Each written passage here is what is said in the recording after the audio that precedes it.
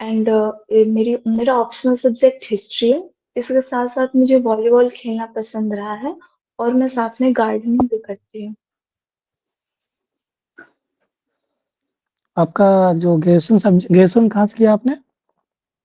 Dayal Singh college. ये Delhi university के अंदर आता है, डीयू के अंदर आता है? Yes sir. एमए भी किया है आपने? पीजी? No sir. ओके। आपको वॉलीबॉल खेलना पसंद है और क्या पसंद है हॉबी में? और गार्डनिंग करना सर।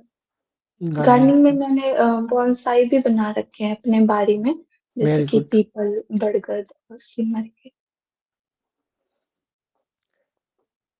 अभी वर्तमान में बहुत सारा कंसेप्ट चल रहा है जो अर्बन फॉरेस्टेशन की बात होती है, जैसे मियावाकी यस सर। मेथड है, और उस प्रकार के क्या-क्या प्रयास किए जा रहे हैं या कौन-कौन से प्लांट हो सकते हैं, जिससे एनवायरनमेंट के लिए और साथ-साथ अ यूज़फुल हो ह्यूमन ज्योग्राफी के लिए या ह्यूमन के लिए?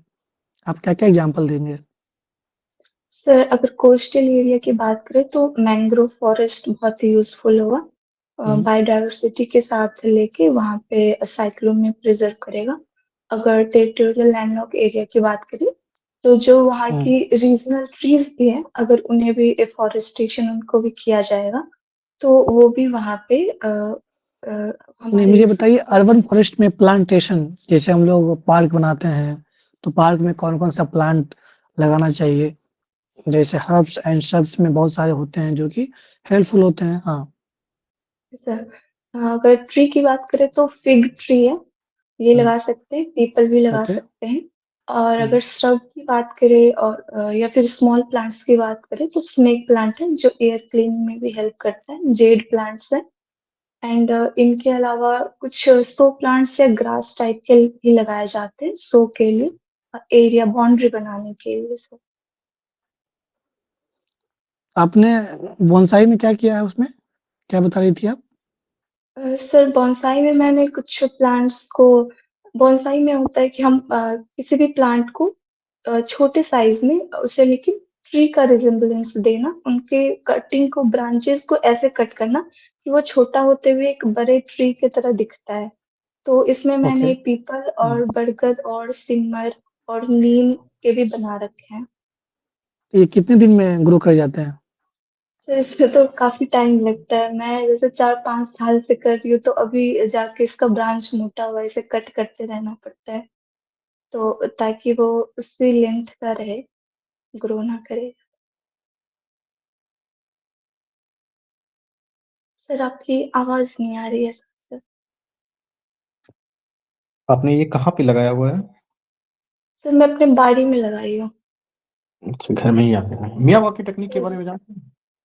यस सर, ये ये जापान से स्टार्ट हुआ था, ये बोनसाई का ही जापान में से मियावाकी सिस्टम के नाम से जाना जाता है। बट इसका ओरिजिन चाइना में हुआ था, बट ये फेमस जापान में हुआ है। और इसमें भी वहाँ पे तो वहाँ के जो रीजनल ट्रीज है उन्हें लगाया जाता है जो देखने में काफी खूबसूरत लगते हैं। आपका ऑप्शनल सब्जेक्ट क्या है? Sir political science. Political science आपने ऑप्शनल सब्जेक्ट रखा है। सर ऑप्शनल हिस्ट्री है, ग्रेजुएशन सब्जेक्ट पॉलिटिकल साइंस। तो ऐसा क्या है कि आपने जब पॉलिटिकल साइंस से ग्रेजुएशन किया तो फिर हिस्ट्री ऑप्शनल क्यों लिया?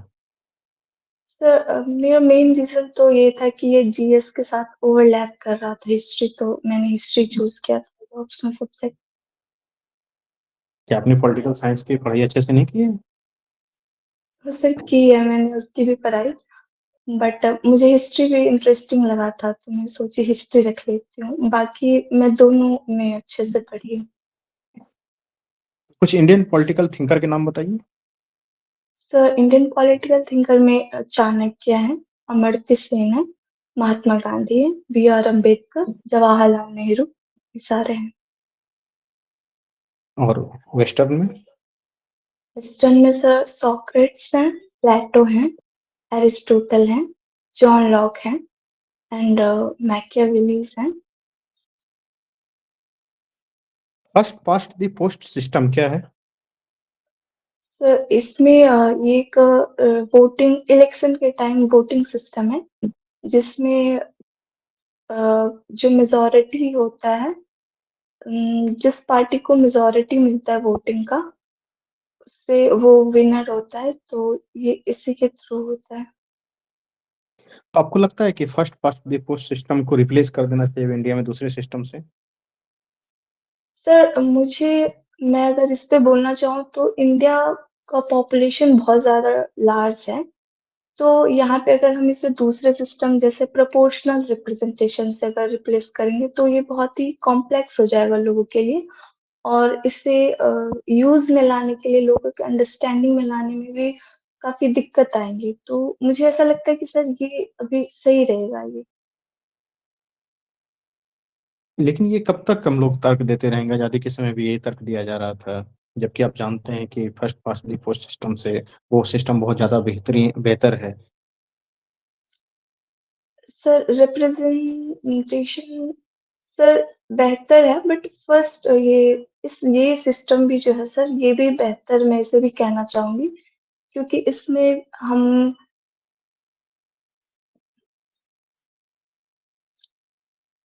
Okay. Okay, Neha ma'am. Hello Swati. Good evening ma'am. Good evening. आपने मैकियावेली के नाम लिए।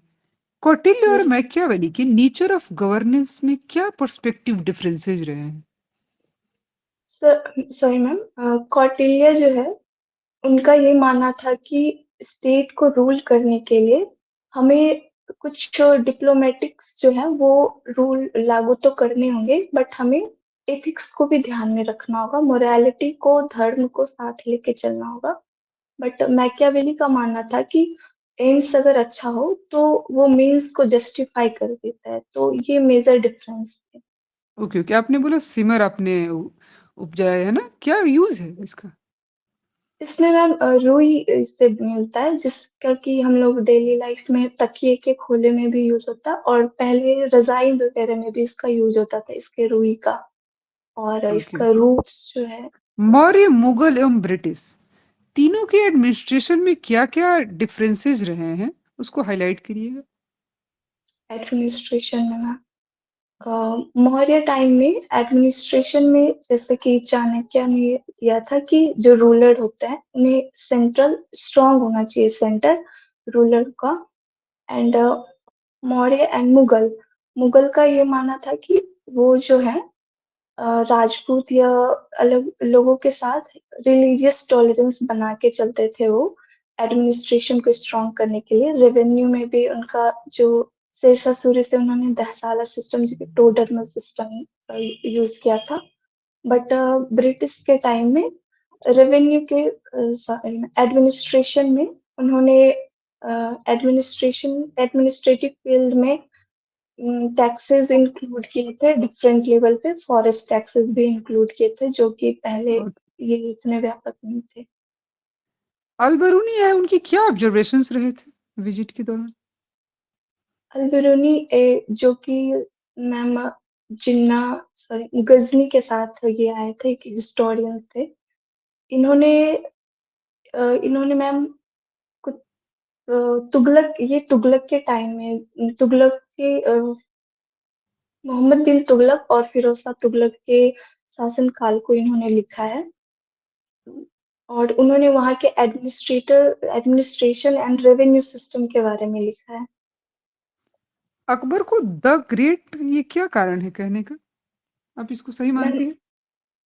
यस मैम, मेरे हिसाब से ये सही है, क्योंकि जो जनरली जो बाहर से रूलर्स आ रहे थे, इस्लामिक रूलर्स, वो जनरली जजिया कर यूज कर रहे थे, बट अकबर अपने टाइम के अकॉर्डिंग उन्होंने काफी ऐसे जैसे सुलह कुल एंड जजिया कर को हटाया था, रिलीजियस इंटॉलरेंस थे। एंड उनका जो लैंड असेसमेंट सिस्टम था ये काफी अच्छा था, तो अब उनके हिसाब से उनके टाइम के अकॉर्डिंग उन्होंने काफी अच्छे काम किए थे, तो सूफी उन्हें मूवमेंट क्या थे? सूफी मूवमेंट ये जनरली दिल्ली सल्तनत के साथ आए थे, ये एक रिलीजियस मूवमेंट था ये जिनमें इस्लाम को इंडिया में स्प्रेड करने में कैसे मदद की? यस मैम, जैसे सूफिज्म में हमारे जो प्रीवियसली जो यहाँ पे थे वो आइडल वर्शिप को फॉलो किया करते थे, उनके आने से ये डिफरेंट टाइप की रिलीजन यहाँ पे फैली, जैसे कि कव्वालीज एंड अभी बिहार में भी हम देखते हैं फिरदौसी सूफीज्म बहुत ही फेमस है एंड ये लोगों के कल्चर में इस तरह से मिक्स हो गई कि ये लोग यूज करते हैं डेली लाइफ में, बट उन्हें ओके। लगता है कि ये नॉर्मल है, सो गई है thank you culture. Swati ji. Thank you. Sir feedback.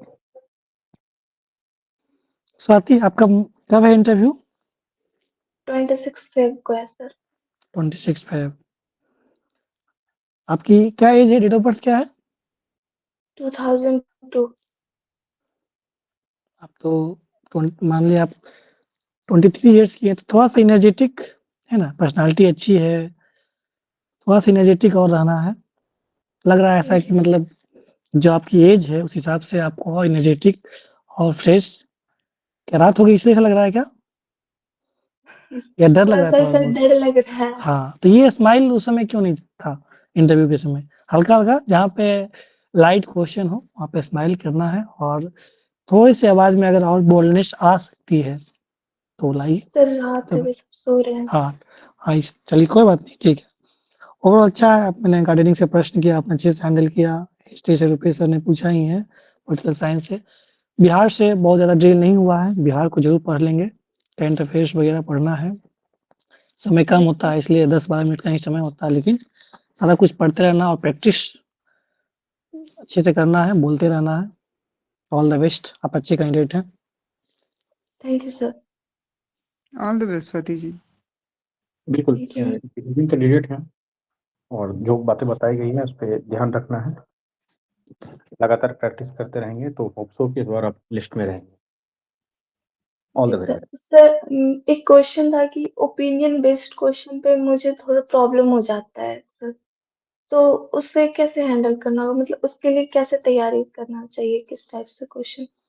देखिए जब ओपिनियन बेस्ड प्रश्न आता है ना, तो उसमें आपसे पूछा जाता है ना कि आपका क्या थॉट्स है। तो उसमें हमेशा ये प्रयास करना है कि as far as I concern sir, जहाँ तक मुझे लगता है, जहाँ तक मैं मानती हूँ, और हमेशा प्रयास करें बैलेंस्ड करने का, कि सर इसको 2 एंगल में या दोनों परिप्रेक्ष्य के रूप में देखा जा सकता है सर।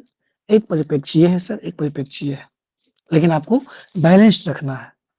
कोई भी प्रश्न, जैसे मान लीजिए अभी नाम बदलने का जो परंपरा चल रही है कि नाम, तो दोनों परिप्रेक्ष्य का बात करेंगे कि सर एक ऑब्जेक्टिव की बात करेंगे कि सर नाम अगर बदला भी गया है तो एक नए विज़न के साथ हमारे